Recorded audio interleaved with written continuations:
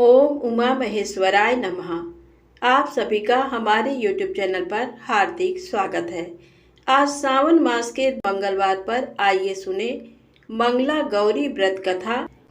सनत कुमार बोले, हे प्रभु, सर्वप्रथम इस व्रत को किसने किया था और किसको इसका फल प्राप्त हुआ? हे शंभो, जिस तरह से मुझे इसके प्रति निष्ठा हो जाए, कृपा करके वैसे ही बताइए। ईश्वर बोले, हे सनत कुमार, पूर्व काल में कुरु देश में श्रुतकीर्ति नामक एक विद्वान, कीर्तिशाली, शत्रुओं का नाश करने वाला, 64 कलाओं का ज्ञाता तथा धनुर्विद्या में कुशल राजा हुआ था। पुत्र के अतिरिक्त अन्य सभी शुभ चीजें उस राजा के पास थी। अतः वह राजा संतान के विषय में अत्यंत चिंतित हुआ और जब ध्यान पूर्वक देवी की आराधना करने लगा, तब उसकी कठोर तपस्या से देवी प्रसन्न हो गईं और उससे ये वचन बोली, हे सुब्रत, वर मांगो। श्रुतकीर्ति बोला, हे देवी, यदि आप मुझ पर प्रसन्न हैं तो मुझे सुंदर पुत्र दीजिए। हे देवी, आपकी कृपा से अन्य किसी भी वस्तु का अभाव नहीं है। उसका ये वचन सुनकर पवित्र मुस्कान वाली देवी ने कहा, हे राजन, तुमने अत्यंत दुर्लभ वर मांगा है, फिर भी कृपा बस मैं तुम्हें अवश्य दूंगी। किंतु हे राजेंद्र, सुनिए, यदि परम गुणी पुत्र चाहते हो तो वह केवल 16 वर्ष तक जीवित रहेगा, और यदि रूप तथा विद्या से विहीन पुत्र चाहते हो तो दीर्घजीवी होगा। देवी का ये वचन सुनकर राजा चिंतित हो उठा और पुनः अपनी पत्नी से परामर्श करके उसने गुणवान तथा सभी शुभ लक्षणों से संपन्न 16 वर्ष की आयु वाला पुत्र मांगा। तब देवी ने भक्ति संपन्न राजा से कहा, हे नृपनंदन, मेरे मंदिर के द्वार पर आम का वृक्ष है, उसका एक फल लाकर मेरी आज्ञा से अपनी भार्या को उसे भक्षण करने हेतु प्रदान करो, जिससे वह शीघ्र ही गर्भ धारण करेगी, इसमें संदेह नहीं है। प्रसन्न होकर राजा ने वैसा ही किया और उसकी पत्नी ने गर्भ धारण कर लिया। 10वें महीने में उसने देव तुल्य सुंदर पुत्र को जन्म दिया। तब हर्ष तथा शोक से युक्त राजा ने बालक का जात कर्म आदि संस्कार किया और शिव का स्मरण करते हुए उसका नाम चिरायु रखा। इसके बाद पुत्र के 16 वर्ष के होने पर पत्नी सहित राजा चिंता में पड़ गए और वे विचार करने लगे कि ये पुत्र बड़े कष्ट से प्राप्त हुआ है और मैं इसकी दुखद मृत्यु अपने ही सामने कैसे देख सकूंगा। ऐसा विचार करके राजा ने पुत्र को उसके मामा के साथ काशी भेज दिया। प्रस्थान के समय राजा की पत्नी ने अपने भाई से कहा कि कार्पटिक का वेश धारण करके आप मेरे पुत्र को काशी ले जाइए। मैंने भगवान मृत्युंजय से पूर्व में पुत्र के लिए प्रार्थना की थी और कहा था कि हे विश्वेश, आप जगतपति की यात्रा के लिए मैं उस पुत्र को अवश्य भेजूंगी।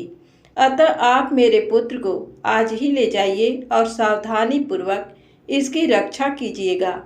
अपनी बहन की ये बात सुनकर भांजे के साथ वो चल पड़ा।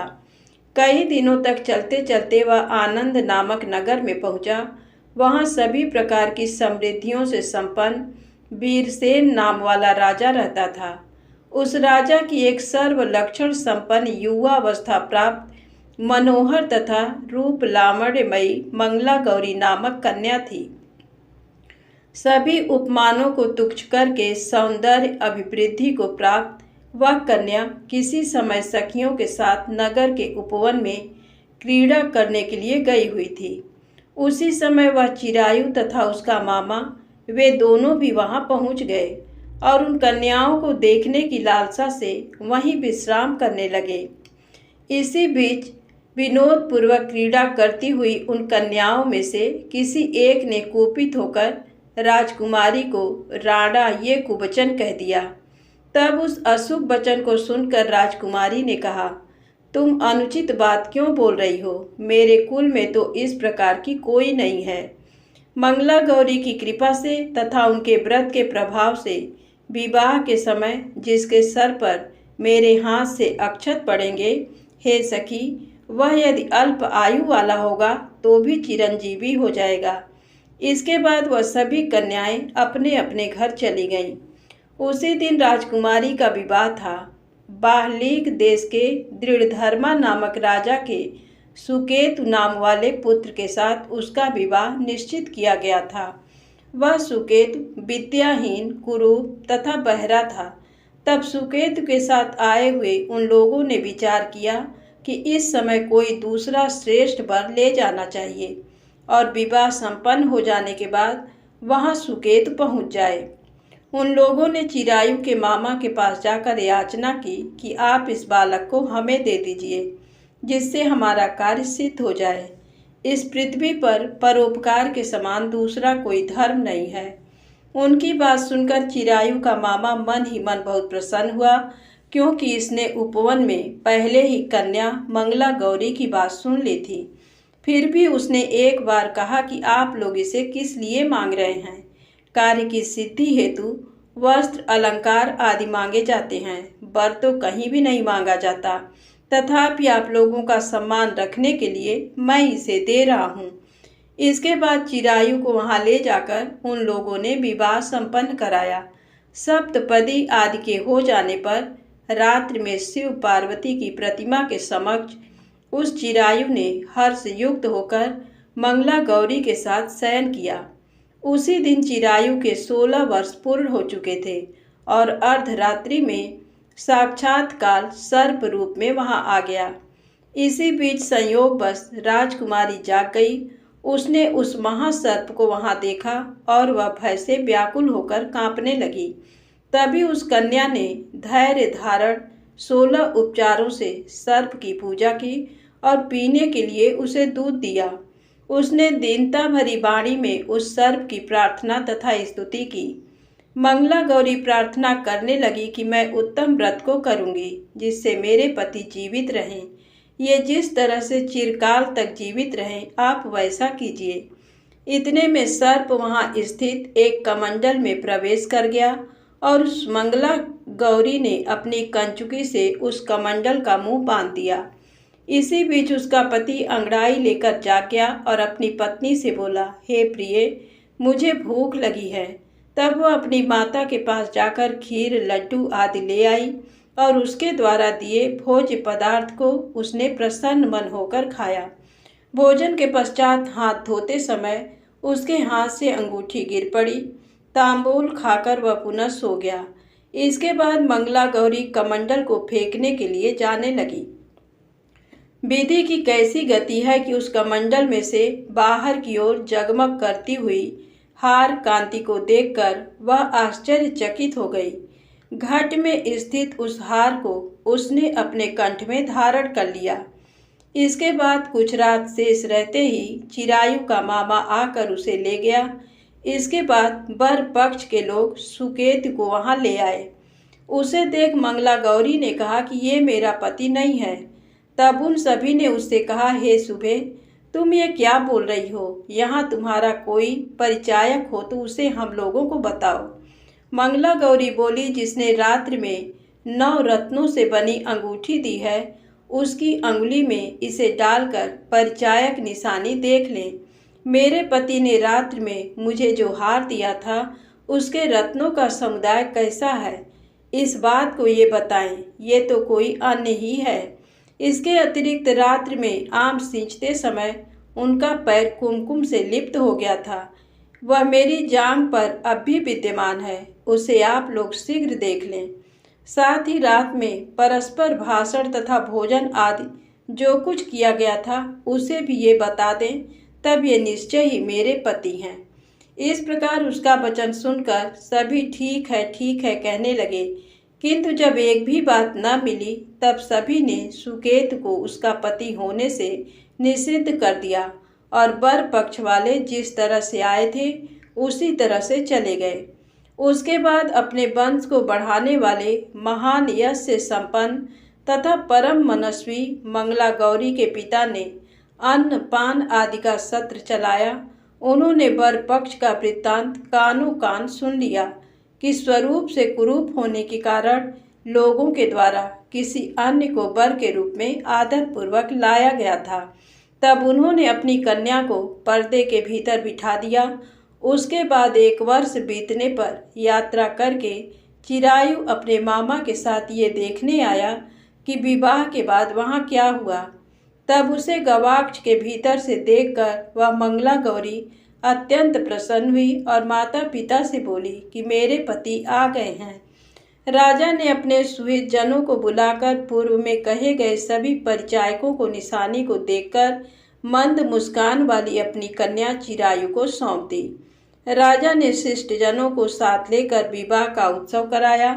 इसके बाद राजा वीरसेन ने वस्त्र आभूषण आदि सेना घोड़े रथ और अन्य भी बहुत सी सामग्रियां देकर उन्हें विदा किया। उसके बाद कुल को आनंदित करने वाला वह चिरायु पत्नी तथा मामा को साथ लेकर सेना के साथ अपने नगर पहुंचा। लोगों के मुख से उसे आया हुआ सुनकर उसके माता पिता को विश्वास नहीं हुआ। उन्होंने सोचा कि प्रारब्ध अन्यथा कैसे हो सकता है। इतने में वह अपने माता पिता के पास आ गया और स्नेह से परिपूर्ण वह चिरायु भक्तिपूर्वक उनके चरणों में गिर पड़ा। तब अपने पुत्र का मस्तक सूंघ कर उन दोनों ने परम आनंद प्राप्त किया। पुत्रवधू मंगला गौरी ने भी सास ससुर को प्रणाम किया। तब सास उसे अपनी गोद में बिठाकर सारा वृत्तांत शीघ्रता पूर्वक पूछने लगी। हे महामुने, तब पुत्र वधू ने भी मंगला गौरी के उत्तम व्रत महात्म तथा जो कुछ घटित हुआ था वह सब वृत्तांत बताया। हे सनत कुमार, मैंने आपसे इस मंगला गौरी व्रत का वर्णन कर दिया। जो कोई भी इसका श्रवण करता है अथवा जो इसे कहता है उसके सभी मनोरथ पूर्ण हो जाते हैं, इसमें संदेह नहीं है। धन्यवाद। प्रेम से बोले मंगला गौरी माता की जय हो। आप आइए सुने मंगलवार व्रत की पौराणिक कथा। बोलिए हनुमान जी महाराज की जय। व्यास जी ने कहा, एक बार नैमिषारण्य तीर्थ में 80,000 मुनि एकत्र होकर पुराणों के ज्ञाता श्री सूत जी से पूछने लगे, हे महामुने, आपने हमें अनेक पुराणों की कथाएं सुनाई हैं। अब कृपा करके हमें ऐसा व्रत और कथा बताएं जिसके करने से संतान की प्राप्ति हो तथा मनुष्यों को रोग शोक अग्नि सर्व दुख आदि का भय दूर हो, क्योंकि कलयुग में सभी जीवों की आयु बहुत कम है। फिर इस पर उन्हें रोग चिंता के कष्ट लगे रहेंगे तो फिर वह श्री हरि के चरणों में अपना ध्यान कैसे लगा सकेंगे। श्री सूत जी बोले, हे मुनियों, आपने लोक कल्याण के लिए बहुत ही उत्तम बात पूछी है। एक बार युधिष्ठिर ने भगवान श्री कृष्ण से लोक कल्याण के लिए यही प्रश्न किया था। भगवान श्री कृष्ण और युधिष्ठिर का संवाद तुम्हारे सामने कहता हूँ, ध्यान देकर सुनो। एक समय पांडवों की सभा में श्री कृष्ण जी बैठे हुए थे। तब युधिष्ठिर ने भगवान श्री कृष्ण से प्रश्न किया, हे प्रभु नंद नंद गोविंद, आपने मेरे लिए अनेकों कथाएं सुनाई हैं। आज आप कृपा करके ऐसा व्रत या कथा सुनाएं जिसके करने से मनुष्य को रोग चिंता का भय समाप्त हो और उसको पुत्र की प्राप्ति हो। हे प्रभु, बिना पुत्र के जीवन व्यर्थ है। पुत्र के बिना मनुष्य नरकगामी होता है। पुत्र के बिना मनुष्य पितृऋण से छुटकारा नहीं पा सकता और न ही उसका पुन्नग नामक नरक से उद्धार हो सकता है। अतः पुत्रदायक व्रत बतलाएं। श्री कृष्ण भगवान बोले, हे राजन, मैं एक प्राचीन इतिहास सुनाता हूँ, आप उसे ध्यान पूर्वक सुनो। कुंडलपुर नामक एक नगर था। उसमें नंदा नामक एक ब्राह्मण रहता था। भगवान की कृपा से उसके पास सब कुछ था, फिर भी वह दुखी था। इसका कारण ये था कि ब्राह्मण की स्त्री सुनंदा की कोई संतान न थी। सुनंदा पतिव्रता थी, भक्तिपूर्वक श्री हनुमान जी की आराधना करती थी। मंगलवार के दिन व्रत करके अंत में भोजन बनाकर हनुमान जी का भोग लगाने के बाद स्वयं भोजन करती थी। एक बार मंगलवार के दिन ब्राह्मणी गृह कार्य की अधिकता के कारण हनुमान जी को भोग न लगा सकी, तो इस पर उसे बहुत दुख हुआ। उसने कुछ भी नहीं खाया और अपने मन में प्रण किया कि अब तो अगले मंगलवार को ही हनुमान जी का भोग लगाकर अन्न जल ग्रहण करेगी। ब्राह्मणी सुनंदा प्रतिदिन भोजन बनाती, श्रद्धा पूर्वक पति को खिलाती, परंतु स्वयं भोजन नहीं करती। और मन ही मन श्री हनुमान जी की आराधना करती थी। इसी प्रकार 6 दिन गुजर गए और ब्राह्मणी सुनंदा अपने निश्चय के अनुसार भूखी प्यासी निराहार रही और अगले मंगलवार को ब्राह्मणी सुनंदा प्रातःकाल ही बेहोश होकर गिर पड़ी। ब्राह्मणी सुनंदा की इस असीम भक्ति के प्रभाव से श्री हनुमान जी बहुत प्रसन्न हुए और प्रकट होकर बोले, सुनंदा, मैं तेरी भक्ति से बहुत प्रसन्न हूँ, तू उठ और वर मांग। सुनंदा अपने आराध्य देव श्री हनुमान जी को देखकर आनंद की अधिकता से विह्वल हो श्री हनुमान जी के चरणों में गिरकर बोली, हे प्रभु, मेरी कोई संतान नहीं है, कृपा करके मुझे संतान प्राप्ति का आशीर्वाद दें, आपकी अति कृपा होगी। श्री महावीर जी बोले, तेरी इच्छा पूर्ण होगी, तेरे एक कन्या पैदा होगी, उसके अष्टांग प्रतिदिन सोना दिया करेंगे। इस प्रकार कहकर श्री महावीर जी अंतर्ध्यान हो गए। ब्राह्मणी सुनंदा बहुत हर्षित हुई और सभी समाचार अपने पति से कहा। ब्राह्मण देवकन्या का वरदान सुनकर कुछ दुखी हुए, परंतु सोना मिलने की बात सुनी तो बहुत प्रसन्न हुए। विचार किया कि ऐसी कन्या के साथ मेरी निर्धनता भी समाप्त हो जाएगी। श्री हनुमान जी की कृपा से वह ब्राह्मणी गर्भवती हुई और 10वें महीने में उसे बहुत ही सुंदर पुत्री प्राप्त हुई। ये बच्ची अपने पिता के घर में ठीक उसी तरह से बढ़ने लगी जिस प्रकार शुक्ल पक्ष का चंद्रमा बढ़ रहा है। 10वें दिन ब्राह्मण ने उस बालिका का नामकरण संस्कार कराया। उसके कुल पुरोहित ने उस बालिका का नाम रत्नावली रखा, क्योंकि ये कन्या सोना प्रदान किया करती थी। इस कन्या ने पूर्व जन्म में बड़े ही विधान से मंगल देव का व्रत किया था। रत्नावली का अष्टांग बहुत सा सोना देता था। उस सोने से नंदा ब्राह्मण बहुत ही धनवान हो गया। अब ब्राह्मणी भी बहुत अभिमान करने लगी थी। समय बीतता रहा। अब रत्नावली 10 वर्ष की हो चुकी थी। एक दिन जब नंदा ब्राह्मण प्रसन्न चित्त था, तब सुनंदा ने अपने पति से कहा, मेरी पुत्री रत्नावली विवाह के योग्य हो गई है, अतः आप कोई सुंदर तथा योग्य वर देखकर इसका विवाह कर दें। ये सुन ब्राह्मण बोला, अभी तो रत्नावली बहुत छोटी है। तब ब्राह्मणी बोली, शास्त्रों की आज्ञा है कि कन्या 8वें वर्ष में गौरी, 9 वर्ष में रोहिणी, 10वें वर्ष में कन्या, इसके पश्चात रसवला हो जाती हैं। गौरी के दान से पाताल लोक की प्राप्ति होती है, रोहिणी के दान से वैकुंठ लोक की प्राप्ति होती है, कन्या के दान से इंद्रलोक में सुखों की प्राप्ति होती है। अगर हे पतिदेव रजस्वला का दान किया जाता है तो घोर नरक की प्राप्ति होती है। इस पर ब्राह्मण बोला, अभी तो रत्नावली मात्र 10 ही वर्ष की है और मैंने तो 16-16 साल की कन्याओं के विवाह कराए हैं, अभी जल्दी क्या है। तब ब्राह्मणी सुनंदा बोली, आपको तो लोभ अधिक हो गया। शास्त्रों में कहा गया है कि माता पिता और बड़ा भाई रजस्वला कन्या को देखते हैं तो वह अवश्य ही नरकगामी होते हैं। तब ब्राह्मण बोला, अच्छी बात है, कल मैं अवश्य ही योग्य वर की तलाश में अपना दूत भेजूंगा। दूसरे दिन ब्राह्मण ने अपने दूत को बुलाया और आज्ञा दी कि जैसी सुंदर मेरी कन्या है वैसा ही सुंदर वर उसके लिए तलाश करो। दूत अपने स्वामी की आज्ञा पाकर निकल पड़ा। पंपई नगर में उसने एक सुंदर लड़के को देखा। ये बालक एक ब्राह्मण परिवार का बहुत गुणवान पुत्र था। इसका नाम सोमेश्वर था। दूत ने इस सुंदर व गुणवान ब्राह्मण पुत्र के बारे में अपने स्वामी को पूर्ण विवरण दिया। ब्राह्मण नंदा को भी सोमेश्वर अच्छा लगा और फिर शुभ मुहूर्त में विधि पूर्वक कन्यादान करके ब्राह्मण ब्राह्मणी संतुष्ट हुए। परंतु ब्राह्मण के मन में लोभ समाया हुआ था। उसने कन्यादान तो कर दिया, पर वह बहुत खिन्न भी था। उसने विचार किया कि रत्नावली तो अब चली जाएगी और मुझे इससे जो सोना मिलता था वह अब नहीं मिलेगा। मेरे पास जो धन था कुछ तो इसके विवाह में खर्च हो गया और जो शेष बचा है वह भी कुछ दिनों पश्चात समाप्त हो जाएगा।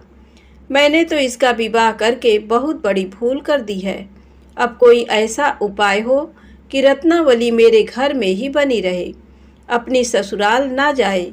लोभ रूपी राक्षस ब्राह्मण के मस्तिष्क पर छाता जा रहा था।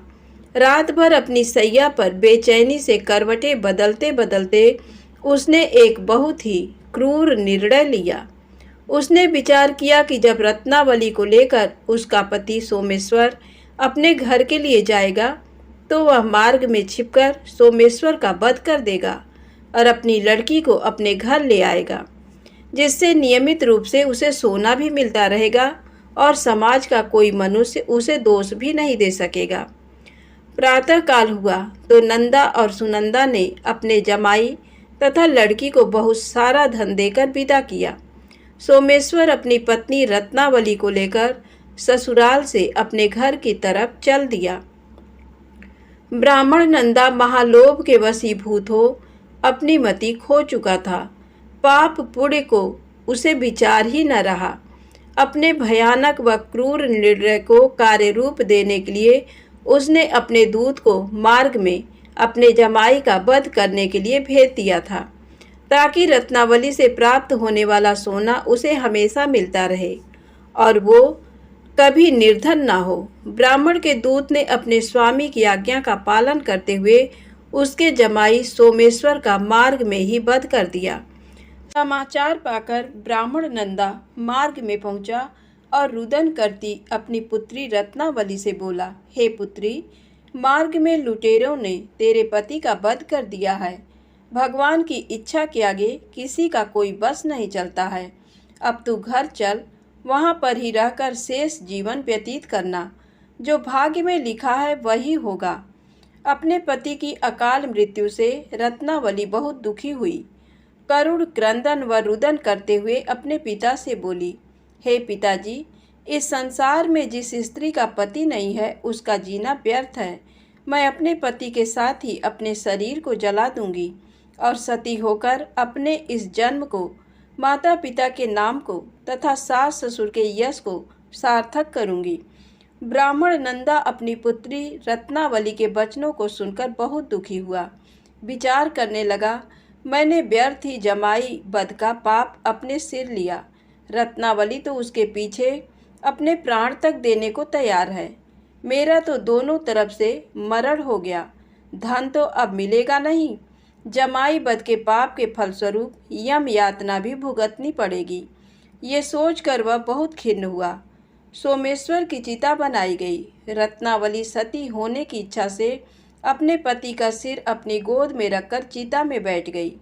जैसे ही सोमेश्वर की चिता को अग्नि लगाई गई, वैसे ही प्रसन्न हो मंगल देव वहाँ प्रकट हुए और बोले, हे रत्नावली, मैं तेरी पति भक्ति से बहुत प्रसन्न हूँ, तू वर मांग। रत्नावली ने अपने पति का जीवन दान मांगा। तब मंगल देव बोले, रत्नावली, तेरा पति अजर अमर है, ये महाविद्वान भी होगा और इसके अतिरिक्त तेरी जो इच्छा हो वर मांग। तब रत्नावली बोली, हे ग्रहों के स्वामी, यदि आप मुझ पर प्रसन्न हैं तो मुझे ये वरदान दीजिए कि जो भी मनुष्य मंगलवार के दिन प्रातःकाल लाल पुष्प लाल चंदन से पूजा करके आपका स्मरण करे, उसको रोग व्याधि ना हो, स्वजनों का कभी वियोग ना हो, सर्प अग्नि तथा शत्रुओं का भय ना रहे। जो स्त्री मंगलवार का व्रत करे वह कभी विधवा ना हो। मंगल देव तथास्तु कहकर अंतर ध्यान हो गए। सोमेश्वर मंगल देव की कृपा से जीवित हो उठा। रत्नावली अपने पति को पुनः प्राप्त कर बहुत प्रसन्न हुई और मंगल देव का व्रत प्रत्येक मंगलवार को करके व्रतराज और मंगल देव की कृपा से इस लोक में सुख ऐश्वर्य को भोगते हुए अंत में अपने पति के साथ स्वर्ग लोक को गई। प्रेम से बोले हनुमान जी महाराज की जय हो। दोस्तों, वीडियो पसंद आए तो कृपया मेरे चैनल को लाइक सब्सक्राइब अवश्य करें। जय माता दी, जय भोलेनाथ।